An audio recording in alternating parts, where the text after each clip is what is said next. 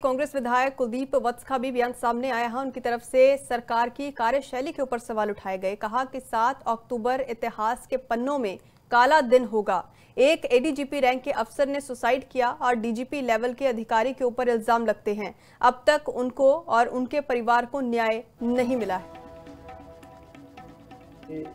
पन्नों में एक काला दिन होगा 7 तारीख का। जो इतने बड़े एक एडीजीपी रैंक के अफसर जो सुसाइड करते हैं और डीजीपी लेवल के अधिकारी पे आरोप लगते हैं और उसके साथ साथ आज 5 दिन हो गए, मरने के बाद भी अगर उस आदमी को न्याय ना मिले तो उनके ऊपर बैठे आत्मा क्या कह रही होगी कि इस प्रदेश और देश में किस तरह की ये सत्ता और राज चल रहा है। मैं इस विषय में जो ये इतना बड़ा संकट अमित कुमार जो हमारी सीनियर आईएएस है और उस परिवार पे जो पहाड़ टूटा है, उनके बच्चों पे पहाड़ टूटा, उनके माँ बाप पे पहाड़ टूटा है, इसमें कड़ी कार्रवाई करनी चाहिए। और जो व्यक्ति दोषी हैं, चाहे वो बड़ा अफसर है चाहे वो छोटा अफसर है, उसके खिलाफ कार्रवाई करनी चाहिए। ये इतिहास के कांग्रेस विधायक कुलदीप वत्स का भी बयान सामने आया है। उनकी तरफ से सरकार की कार्यशैली के ऊपर सवाल उठाए गए। कहा कि 7 अक्टूबर इतिहास के पन्नों में काला दिन होगा। एक एडीजीपी रैंक के अफसर ने सुसाइड किया और डीजीपी लेवल के अधिकारी के ऊपर इल्जाम लगते हैं। अब तक उनको और उनके परिवार को न्याय नहीं मिला है। पन्नों में एक काला दिन होगा 7 तारीख का।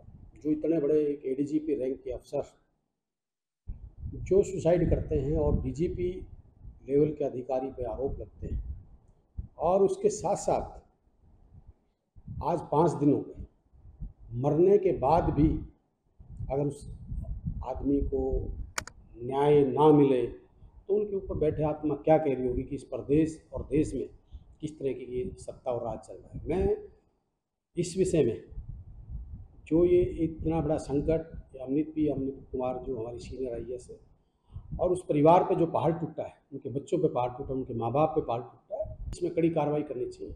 और जो व्यक्ति दोषी हैं, चाहे वो बड़ा अफसर है चाहे वो छोटा अफसर है, उसके खिलाफ कार्रवाई करनी चाहिए। ये इतिहास के कांग्रेस विधायक कुलदीप वत्स का भी बयान सामने आया है। उनकी तरफ से सरकार की कार्यशैली के ऊपर सवाल उठाए गए। कहा कि 7 अक्टूबर इतिहास के पन्नों में काला दिन होगा। एक एडीजीपी रैंक के अफसर ने सुसाइड किया और डीजीपी लेवल के अधिकारी के ऊपर इल्जाम लगते हैं। अब तक उनको और उनके परिवार को न्याय नहीं मिला है। पन्नों में एक काला दिन होगा 7 तारीख का।